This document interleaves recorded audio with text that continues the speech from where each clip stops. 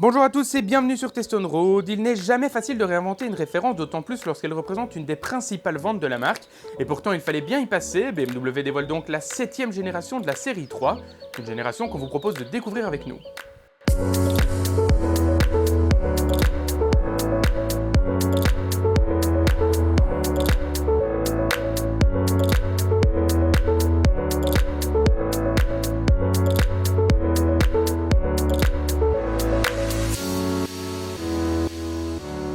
Extérieurement, la berline grandit de 9 cm par rapport à sa devancière. On observe un style qui change tout en douceur. Il ne s'agit pas ici d'un facelift, mais bien d'une toute nouvelle génération basée sur une nouvelle plateforme.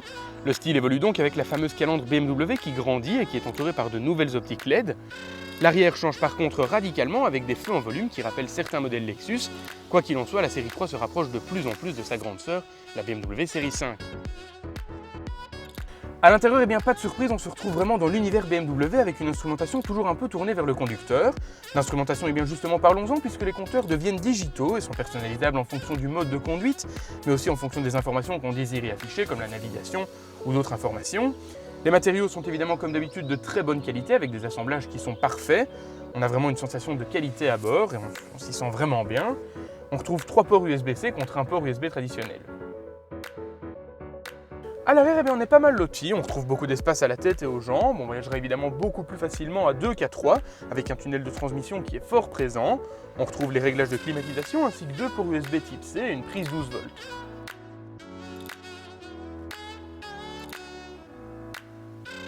Dans le coffre, comme sur l'ancienne génération, on retrouve un volume de 480 litres, un beau volume donc, mais qui sera parfois un peu pénalisant avec une ouverture de coffre assez réduite, comme c'est quasi toujours le cas sur les berlines.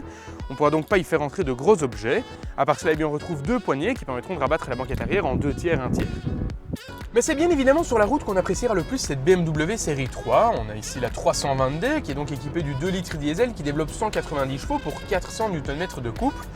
On a donc la boîte automatique à double embrayage et 8 rapports qui forment un ensemble cohérent avec le moteur. On a une voiture qui est confortable mais pas au détriment de la sportivité.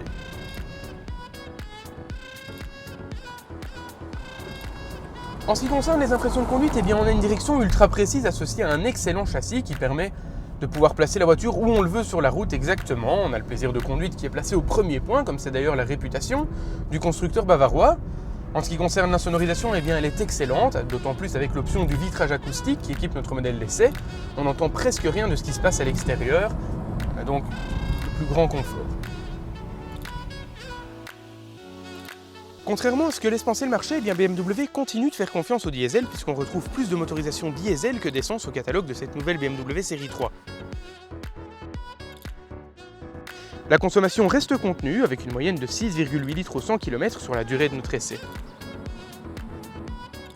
En conclusion, cette nouvelle série 3 reste une référence en matière de dynamisme et de plaisir de conduite. Elle garde ses qualités et continue de s'améliorer sur tous les tableaux, notamment en technologie où elle a désormais rattrapé le petit retard qu'elle avait sur la concurrence. Elle est également fiscalement intéressante, autant d'arguments qui joueront en sa faveur sur le marché.